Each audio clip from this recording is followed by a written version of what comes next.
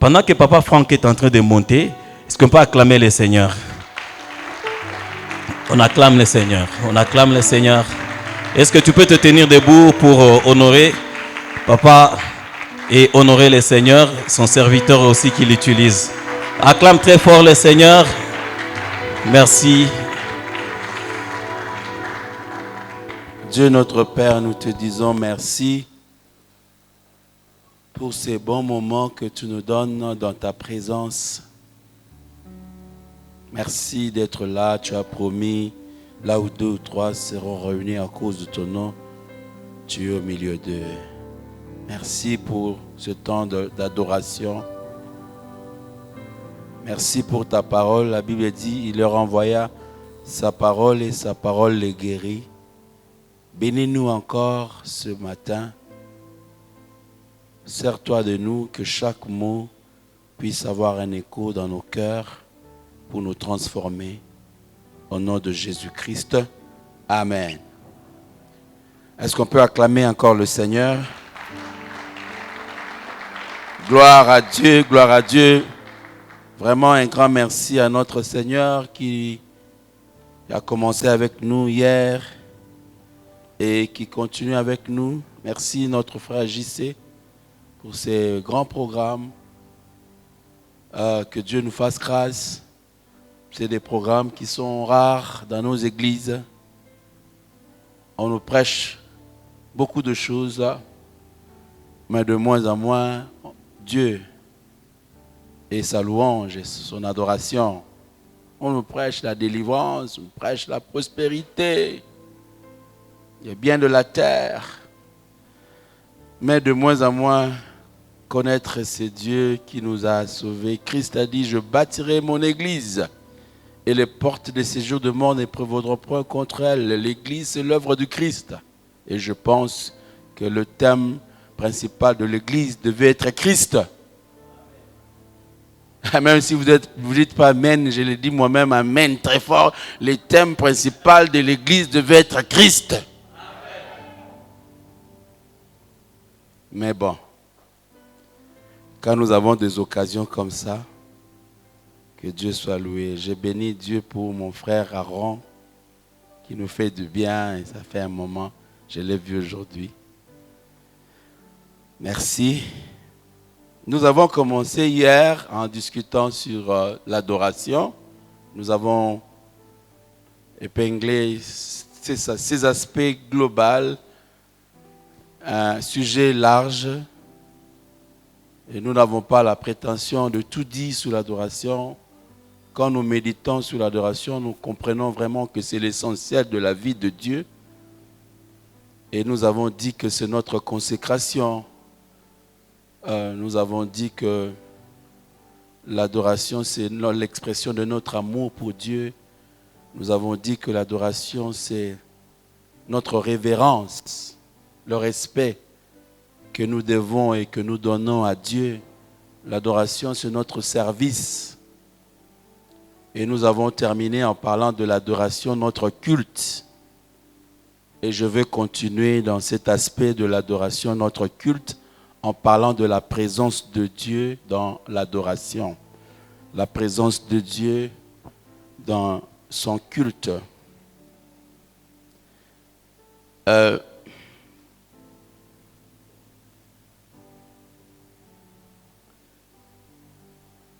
Le mot français adorer vient du latin. Nous avons toujours notre texte de base, Jean chapitre 4, versets 23 à 24. Je les lis d'abord avant de commencer mon exposé. Jean chapitre 4, versets 23 à 24. Mais l'heure vient, elle est déjà venue, où les vrais adorateurs adoreront le Père en esprit et en vérité, car ce sont là les adorateurs que le Père demande.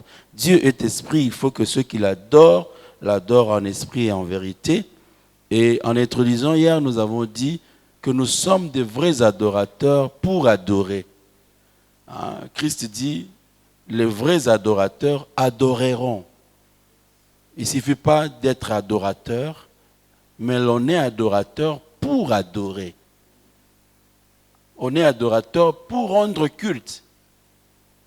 Et donc, c'est parfois compliqué qu'un adorateur vienne dans le culte, mais il ne participe pas dans le culte. Il regarde, il regarde. On chante, il regarde. Mais il est chrétien. On est chrétien pour adorer. Je veux dire que l'adoration ou l'adorateur n'est pas un titre réservé à une catégorie de personnes, des chantres par exemple. On dit chantre adorateur. L'adorateur, c'est celui qui a rencontré Christ comme Seigneur et Sauveur. L'adorateur, c'est le chrétien. C'est le chrétien qui vit selon la parole de Dieu, qui veut honorer Dieu, qui veut aimer Dieu, qui veut servir Dieu et qui vient rendre culte à Dieu. Et Christ dit, les vrais adorateurs adoreront. Et moi, je me limite dans cette conférence à vous parler donc de l'adoration que les vrais adorateurs doivent rendre. Et le mot adorer vient du latin orare, qui signifie primitivement prononcer un plaidoyer ou adresser une prière. C'est dans ce sens-là que le verbe adorer a donc pris le sens de rendre hommage, hommage à Dieu. Le chrétien rend son culte à Dieu et à Dieu seul. Le Seigneur Jésus nous le dit dans Matthieu chapitre 4, verset 10. Je prends juste la partie B. Il dit, tu adoreras le Seigneur ton Dieu et tu le serviras lui seul. Il est donc important, mes frères et sœurs, que lorsque nous adorons Dieu, nous puissions nous focaliser sur sa présence, sur sa personne. Par rapport à la présence de Dieu, la première chose que je veux dire, Dieu n'est pas une présence, mais il est une personne qui libère sa présence. Dieu manifeste sa présence au milieu de son peuple. Donc que le terme présence de Dieu ne nous effraie pas. Quand nous parlons de la présence de Dieu, nous parlons de Dieu. Nous parlons de sa personne. Hier, nous avons épinglé ces textes de Matthieu 18, 20, où Christ dit, là où 2 ou 3 sont assemblés, en mon nom, je suis au milieu d'eux. Je veux revenir encore sur ce passage. La deuxième chose, mes frères, la présence de Dieu dans la Bible se manifester de diverses manières. Quand nous lisons la Bible, nous voyons Dieu se présenter de diverses manières à son peuple. J'ai pris quelques exemples juste pour nous attester que Dieu se manifeste au milieu de son peuple. Dans Exode 19, nous avons une histoire très pathétique où Dieu a décidé de se manifester au milieu d'Israël pour fortifier l'autorité de Moïse. Il dit, je veux venir moi-même parler avec toi et que ce peuple puisse te craindre. À partir du verset 9, c'est un long texte, je prends juste quelques éléments. Et l'Éternel dit à Moïse, voici, je viendrai vers toi dans une épaisse nuée, afin que le peuple entende quand je te parlerai et qu'il ait toujours confiance en toi. Moïse rapporta les paroles du peuple à l'Éternel. Et l'Éternel dit à Moïse, va vers le peuple, sanctifie-les aujourd'hui, demain, qu'ils lavent leurs vêtements, qu'ils soient prêts pour le 3e jour, car le 3e jour, l'Éternel descendra aux yeux de tout le peuple sur la montagne des Sion. Il dit, tu fixeras au peuple de limite tout alentour et tu diras, gardez-vous de monter sur la montagne ou d'en toucher les bords. Quiconque touchera la montagne sera puni de mort. On ne mettra pas la main sur lui, mais on le lapidera, on le percera de flèches, animal ou homme. il ne vivra point, car la trompette sonnera, il s'avancera près de la montagne. Moïse descendit de la montagne vers le peuple, il sanctifia le peuple, il lavèrent leurs vêtements, il dit au peuple, soyez prêts. Et vers le fond 18, la montagne de Sinaï était tout en fumée, parce que l'Éternel y était descendu au milieu du feu. Cette fumée s'éleva comme la fumée d'une fournaise, et toute la montagne tremblait avec violence. Quand vous lisez jusqu'à la fin, vous allez voir que même la scène était tellement horrible que le peuple a dit à Moïse, plus jamais, parle toi-même avec Dieu, plus jamais on veut vivre cela, plus jamais on veut vivre cette présence terrifiante de Dieu. C'est pour vous dire que Dieu se manifeste. Et Hébreux chapitre 12 revient sur ce texte, mais avec une autre nuance. Cette fois-ci, la nuance de la grâce. La nuance de la grâce, et parlant de la montagne de Sion. Eux, ils se sont approchés vers la montagne de Sinaï, une montagne qui terrifiait. Mais Hébreu parle d'une autre montagne où nous nous approchons. Hébreux 12, je vais prendre le verset 18. Vous n'êtes pas approchés d'une montagne qu'on pouvait toucher et qui était embrasée par le feu, ni de la nuée, ni des ténèbres de la tempête, ni du retentissement de trompette, ni de bruit de paroles, tels que ceux qui l'entendirent demandèrent qu'il ne leur en fût adressé aucune de plus. Car ils ne pouvaient supporter cette déclaration. Si même une bête touche la montagne, elle sera lapidée. Et ce spectacle était terrible que Moïse dit, je suis épouvanté et tout tremblant. 22. Mais vous vous êtes approchés de la montagne de Sion, de la cité du Dieu vivant, la Jérusalem céleste de myriades qui forme le cœur des anges, de l'assemblée de premiers-nés inscrits dans les cieux, du juge qui est le Dieu de tous, des esprits de justes parvenus à la perfection, de Jésus qui est le médiateur de la nouvelle alliance et du sang de l'aspersion qui parle mieux que celui d'Abel. Alléluia! Nous nous approchons de la présence de Dieu. Quand vous lisez Actes chapitre 2, le verset 1 à 5, vous voyez cette présence de Dieu par rapport à la Pentecôte où les apôtres furent remplis de la présence de Dieu et les langues de feu étaient sur leur tête. Quand vous lisez Actes chapitre 16, versets 25 à 26, il s'agit ici de Paul et Silas quand ils chantaient les louanges du Seigneur dans la prison. La Bible dit, les fondements de prison s'étaient branlés. Dieu se manifestait.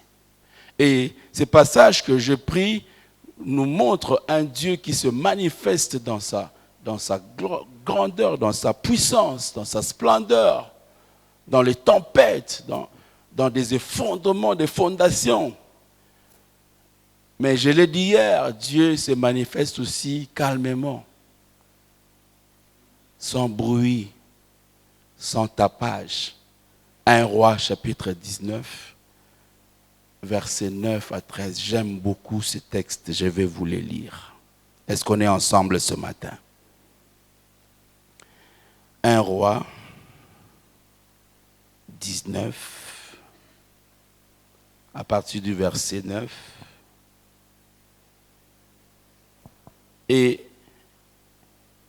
là, il entra dans la caravane, il passa la nuit, et voici la parole de l'Éternel lui fut adressée en ces mots.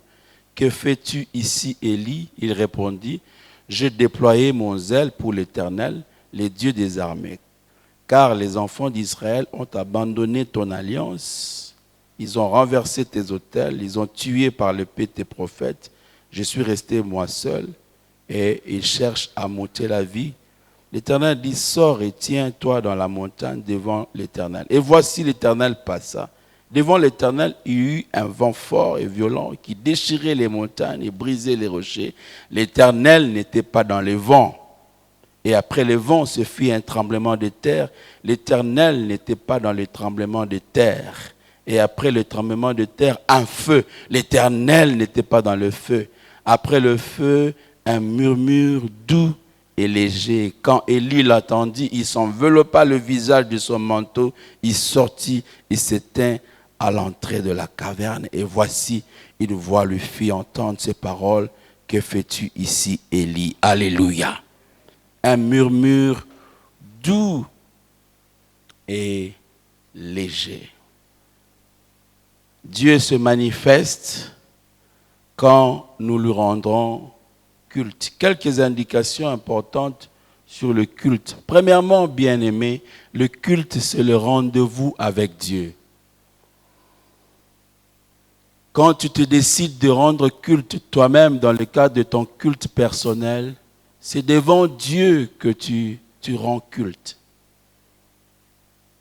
Quand nous venons, comme nous venons ce matin dans cet rassemblement, c'est devant Dieu que nous nous présentons. Le psaume 100, verset 1, 2 le dit. « Poussez vers l'Éternel des cris de joie, vous tous habitants de la terre. Servez l'Éternel avec joie. Venez avec allégresse en sa présence. » C'est devant sa présence, frère, que nous nous approchons. Et non devant les hommes. Chers adorateurs du Seigneur, réalisons toujours que c'est devant Dieu que nous rendons culte. Le culte n'est pas un spectacle où vous avez d'une part des musiciens expérimentés avec des talents qui exercent leur talent musical devant un public qui assiste et qui applaudit. Non, le culte, c'est un moment de communion. Le culte doit être participatif. C'est un moment où chaque adorateur veut rendre hommage au Seigneur. C'est devant la présence de Dieu. Pas devant la présence du pasteur. Pas devant les hommes. Mais devant Dieu. Parfois, on est négligent quand le pasteur responsable n'est pas là. On fait tout ce qu'on veut. Et le jour où le pasteur est là, on veut tout faire bien. Paul dit, travaillez à votre salut avec crainte et tremblement, non pas seulement en ma présence, même quand je ne suis pas là. Parfois, nous voulons que le pasteur vaille, que les daddies vaillent.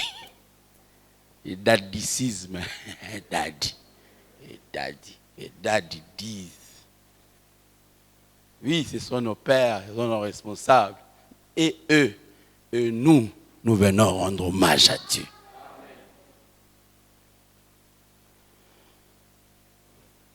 Et d'ailleurs, ils doivent être le premier à donner l'exemple. Hier, on a posé une question. Est-ce que tous les pasteurs sont adorateurs? J'ai vu vraiment que le pasteur Venant n'a pas voulu créer des problèmes. Et une question pertinente, parce que vous avez parfois des pasteurs qui n'entrent que pour prêcher. Vous ne l'avez jamais vu adorer Dieu. Vous ne l'avez jamais vu se prosterner. Moi, j'ai vécu ça dans un pays où on était allé. Et le culte a commencé. Nous, on était dans le bureau du pasteur. Le pasteur aime beaucoup Paris Saint-Germain. Et ce jour-là, Paris jouait. Et dans son bureau, on regardait Paris. À l'époque, Neymar était là, le nouveau, donc Paris bougeait. Il y avait aussi un chanteur de Dieu, moi-même. Bon, moi je suis invité, je suis le protocole. On nous sert le café. Ah, Neymar. Et puis il dit, Kuna neni, bakomi belé. Bon, so moni ke bakomi au service signe. Neymar.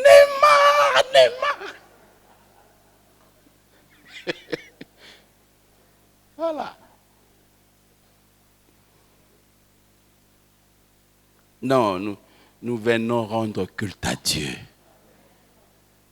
Nous venons dans la présence de Dieu. Et je veux dire aussi à nous, chantres ou conducteurs de culte ou ou serviteurs de Dieu,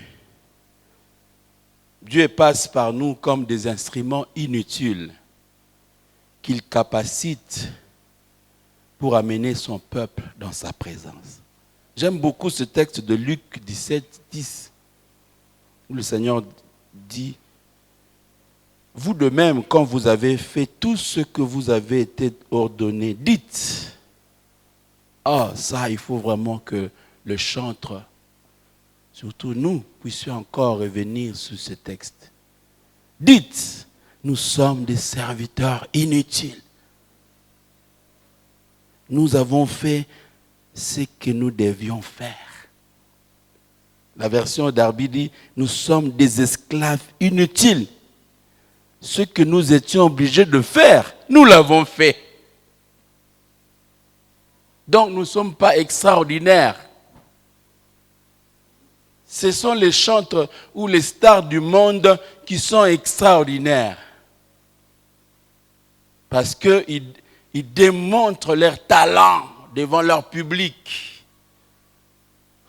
Et je sais qu'un homme des arts est pris comme un petit Dieu au milieu de sa communauté.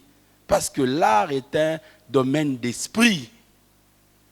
Ce n'est pas donné à tout le monde de chanter. Ce n'est pas donné à tout le monde de jouer des instruments. Et quand on exerce ce talent avec brio, on reçoit l'ovation. Le peuple s'élève pour ovationner. Et un pasteur nous a raconté l'histoire d'un grand pianiste qui a appris auprès de son maître. Et c'est un grand maestro. Il devait cette soirée-là faire une grande présentation. Il a préparé tout et puis le public était là. Mais dans l'estrade ou de l'autre côté, il y avait quelqu'un qui était en train de le regarder. Et le public était aussi là. Il jouait, c'était extraordinaire. Mais lui, il regardait au balcon. Il regardait au balcon. Il regardait le monsieur au balcon. Le public était là. À la fin de sa prestation, le public s'est levé pour ovationner le grand pianiste.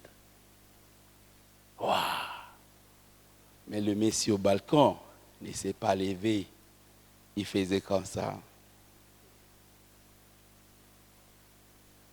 Et à la fin, il est allé voir le monsieur du balcon. En fait, le monsieur du balcon, c'était son professeur.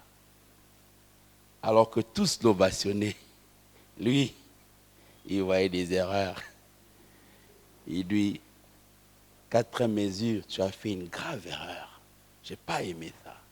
Mais le public, ovationné. Chers serviteurs de Dieu, ne regardons pas que le public. Regardons le maître de la moisson. C'est lui qui nous a appelés. Et lui dit, quand vous le faites, dites, nous sommes des esclaves inutiles. Nous avons fait que ce qui nous a été demandé de faire. Cette manière de faire les choses nous épargne de l'orgueil. Parce que nous savons que nous sommes des instruments seulement. Parfois, à la fin des réunions, à la fin de moments d'adoration, de chant, vous produisez un album, vous faites des choses, et puis les gens disent, oh vraiment, en vous-même, vous dites, qu'est-ce que je fais d'extraordinaire? Et c'est là que vous savez que c'est la grâce de Dieu. Ce matin, un frère m'a posé la question, un tel chant, quand tu l'as composé ici, tu as jeûné combien de jours?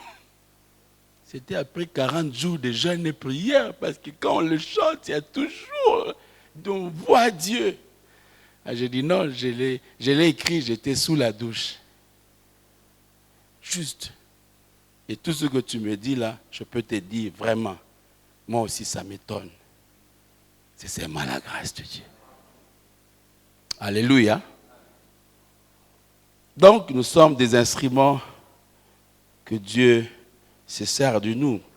Le culte, frères et sœurs, c'est comme monter sur la montagne du Seigneur. Je vais aller vite pour vous donner peut-être l'occasion de quelques questions et passer à la deuxième intervention. C'est comme monter à la montagne du Seigneur. Hier, on nous a parlé d'Abraham.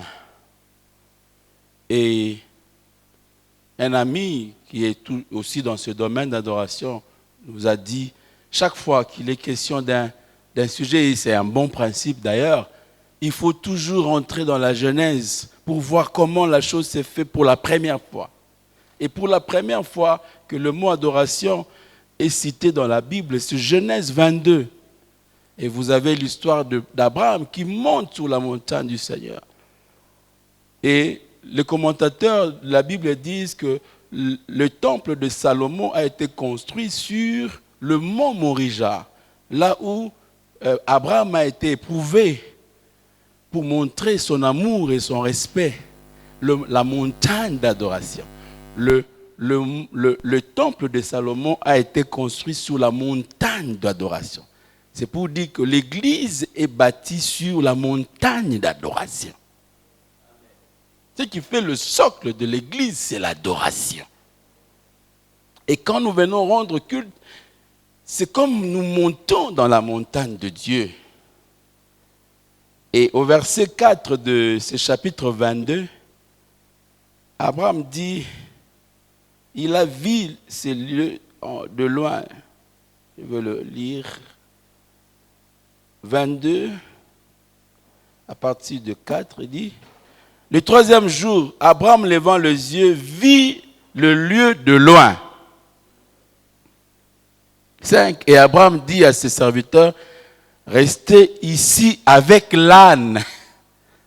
Moi et le jeune homme, nous irons jusque-là pour adorer et nous reviendrons auprès de vous.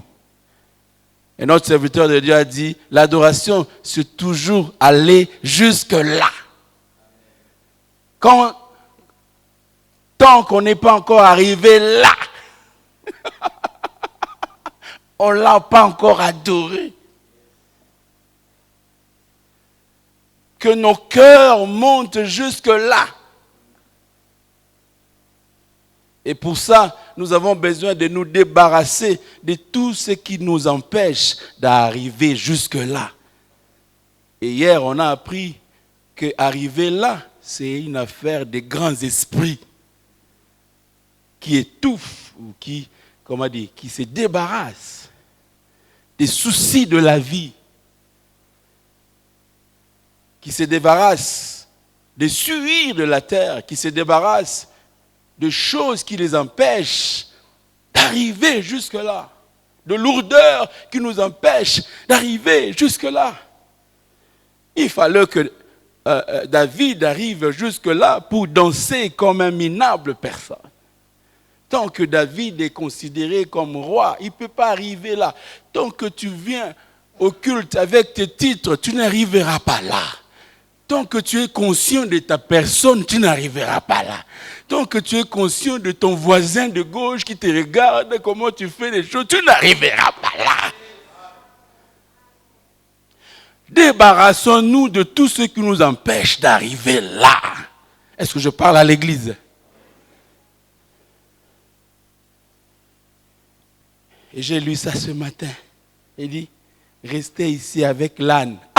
Donc pendant 3 jours, ils avaient l'âne. Parce que nous allons directement dans l'histoire ou dans la partie où Isaac dit, voici le feu, voici le bois, mais où est l'agneau? Alléluia. Ils ont marché pendant 3 jours et ils sont arrivés pour atteindre le lieu béni. Et l'âne les a aidés à arriver jusque pour atteindre le lieu élevé. Alléluia. Et Dieu s'est arrangé. Non, dans cette affaire d'adoration, Dieu est là. Parce qu'il faut une brebis pour aller offrir. Maintenant, comment Abraham quitte la maison sans l'agneau? Et comment Sarah ne les remarque pas? Non, Dieu est là. Lui-même, il sait arranger les choses. Alléluia. Lui-même, il arrange les choses. Donc, c'est pour nous dire, frères, que nous devons faire monter nos cœurs jusque dans sa présence. Alléluia. Et je vais finir par quelques exigences de la présence de Dieu. La première exigence, c'est l'alliance avec Dieu. La présence de Dieu est la part de ceux qui sont en alliance avec Dieu par Jésus-Christ. Le psaume 50, verset 5, dit « Rassemblez-moi mes fidèles qui ont fait alliance avec moi par le sacrifice. » L'adoration est l'affaire de fidèles qui ont fait alliance avec Dieu par le sacrifice. Ils ont accepté de suivre Christ. Ils ont accepté d'abandonner le plaisir du monde. C'est un sacrifice que d'abandonner les femmes, l'alcool. Les gens du monde pensent que nous sommes des hypocrites. On le croise dans des studios d'enregistrement. Ils nous disent, frère, Moko Sakabiso. Frère Pénard, il y a solo Pénard. Un jour, j'ai croisé, il est déjà décédé, paix à son âme. Il dit, puis le moment où on a vu ça, Satan. Est-ce adorateur à Satan? Dans lesquels je dis, vieux, est-ce qu'on a bien eu adorateur à Satan?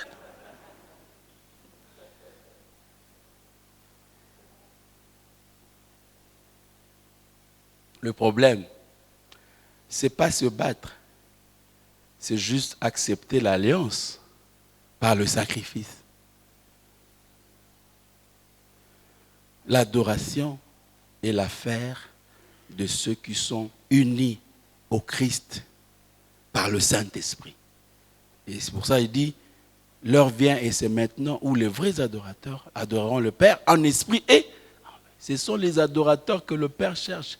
Ce n'est pas les chanteurs, ce n'est pas les talents, ce n'est pas les clips. Et la lueur où va notre monde ici, c'est un temps de confusion. J'ai vu des frères qui ont invité un chanteur du monde, ils ont fait les clips. Frère, c'est seulement les clips, ce n'est pas l'adoration. L'adoration, c'est l'affaire des fidèles de Dieu qui ont fait alliance par le sacrifice. Zela Moukousse Zate, Salano clip. La croix t'attend. Les clips, nous le regarderons. Mais l'adoration, tu passeras par la croix. Après, on nous taxe de trop sévères, de méchants, de manque d'amour. Non, ce n'est pas manque d'amour, c'est la parole de Dieu. La parole de Dieu. On ne doit pas faire des complaisances. La parole de Dieu. Pas de rapport entre la lumière et les ténèbres. Mais c'est de frères que nous aimons. Mais pour l'adoration, le sacrifice de la croix. Alléluia. Donc la première exigence, c'est l'alliance. Deuxième exigence, la sanctification. C'est Hébreux 12, 14 qui nous le dit. Et hier aussi, on nous a parlé de ça dans Matthieu 5, 8 ou l'inverse, sous les béatitudes. Oui. 8, 5 ou 5, 8. Le pasteur nous avait donné ça hier. Heureux celui qui a le cœur pur, il verra Dieu. Mais Hébreux 12, 14 dit, cherchez la paix avec tous et la sanctification sans laquelle personne ne verra le Seigneur. Voir le Seigneur, c'est une affaire d'être sanctifié. Être dans la présence de Dieu, c'est une affaire d'être lavé par le sang de l'agneau. Un homme de Dieu a dit, la sanctification est la piste d'atterrissage de Dieu. Il n'habite pas dans le péché. Nous avons besoin de préparer nos cœurs pour vivre sa présence. Dieu se manifeste là où on le craint. Dieu se manifeste là où il est honoré. Il a dit à Abraham, maintenant je sais que tu me crains. Maintenant je sais que tu me respectes. Troisième chose, c'est la soif et le désir de sa présence.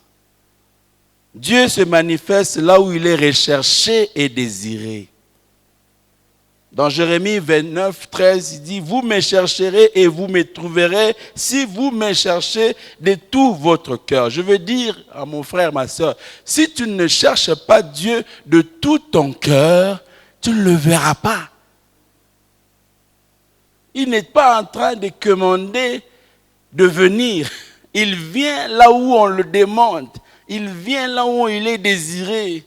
Moïse a dit, si je trouvais grâce à tes yeux, fais-moi voir ta gloire. La gloire que Moïse demande ici, ce n'est pas être supérieur à ses compatriotes. C'est pas avoir beaucoup d'argent. C'est pas être un homme élevé, un homme grand aujourd'hui. La gloire, c'est la royauté, c'est l'élévation, c'est la prospérité matérielle. Non, Moïse ne demande pas la prospérité matérielle. Moïse demande de voir la face de Dieu. La gloire dont il est question ici, c'est la face de Dieu. Il désire voir Dieu. Il désire contempler Dieu. Il désire toucher Dieu. Ceux qui ont ce désir-là, Dieu répond à cette soif. Quand tu viens au culte, as-tu cette soif de vivre Dieu? Ou bien tu viens par habitude?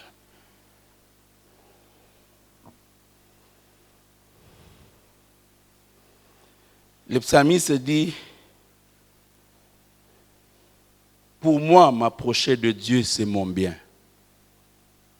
Je place mon refuge dans le Seigneur l'Éternel, afin de rencontrer toute son œuvre. Quatrièmement, la présence de Dieu requiert la foi. La foi à sa promesse. Je disais ça hier. Je n'ai pas besoin de sentir pour savoir, mais j'ai besoin de croire qu'il est là. Quand ça bouge, il est là. Quand c'est calme, il est là. Comment je sais? Il a promis. À moins que ce soit une réunion d'un parti politique ou d'un organisme des Nations Unies.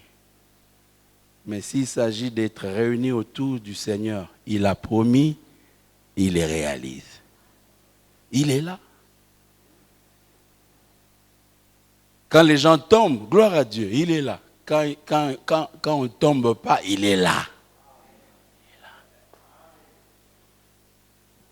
Il est là. Il est là. Il est là. Il est là. Il est là.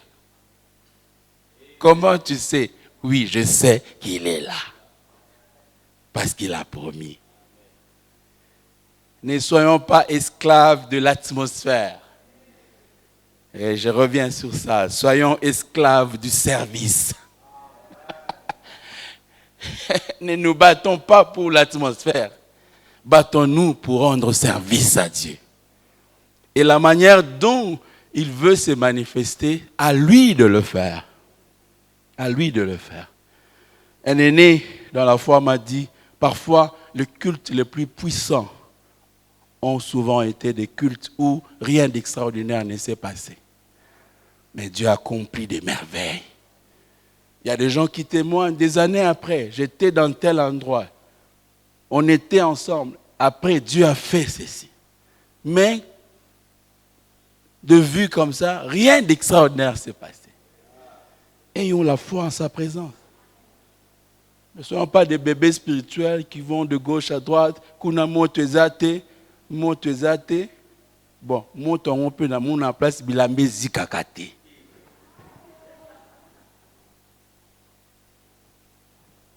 Il a promis et il a accompli. Autre chose, je suis en train de finir, c'est la sensibilité à sa présence. Vous voyez, je parlais d'Élie. Élie pouvait penser que dans le grand feu, Dieu était là. Mais il était sensible pour savoir que même si c'est fort, Dieu n'est pas là. Parfois, on est conduit par... Soyons sensibles. Et ici, on n'a pas le temps d'entrer en profondeur, c'est ici que nous avons besoin de la direction de l'Esprit. Nous avons besoin de faire confiance au Saint-Esprit.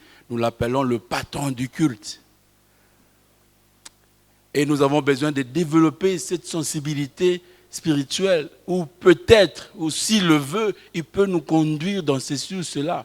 Il peut bousculer notre répertoire. Il peut changer notre programme. Car il est le patron. C'est lui qui nous conduit. Mais je ne dis pas que ne préparons pas. Préparons comme si tout dépendait de nous. Mais soyons sensibles parce que tout dépend du Saint-Esprit. La dernière chose, la toute dernière, c'est la joie. Il dit, poussez vers l'Éternel des cris de joie. Vous tous habitants de la terre, servez l'Éternel avec joie. Venez avec allégresse. Est-ce qu'on peut répondre ce texte-là? J'ai déjà fini. J'ai fini. Je réponds pour voir avec vous combien de fois on a repris presque la même pensée.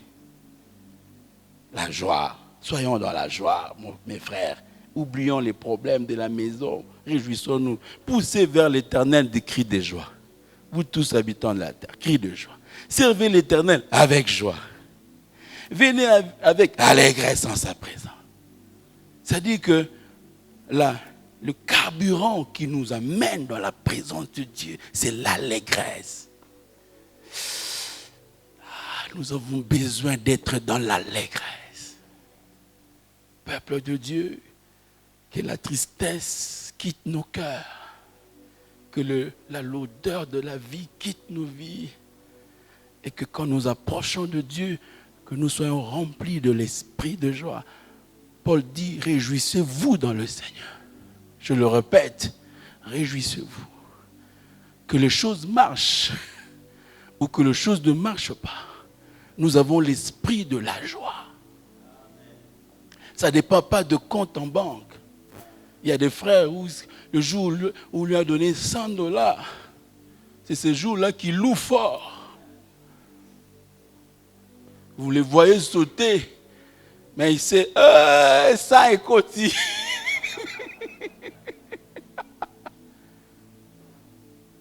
La joie du Seigneur est notre force. Elle est là, même quand les choses ne marchent pas. Elle est là, même quand nous pleurons. Le Seigneur lui-même, il sait combien de fois nous avons pleuré pour de problèmes, pour de besoins. Mais au fond de notre cœur, même quand ces larmes coulent, le bonheur de Dieu remplit notre être.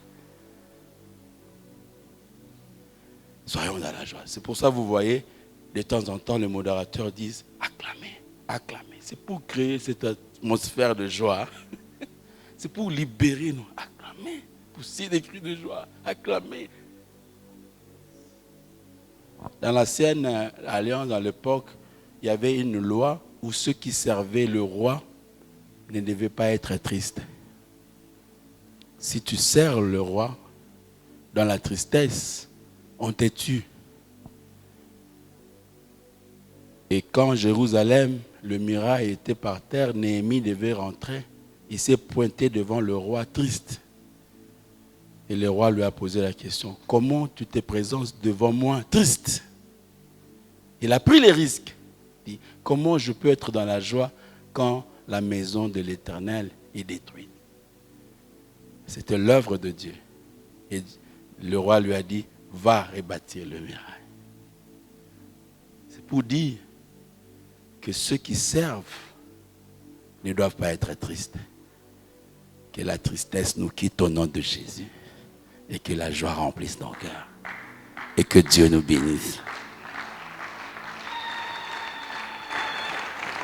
Manifeste ta joie, manifeste la joie des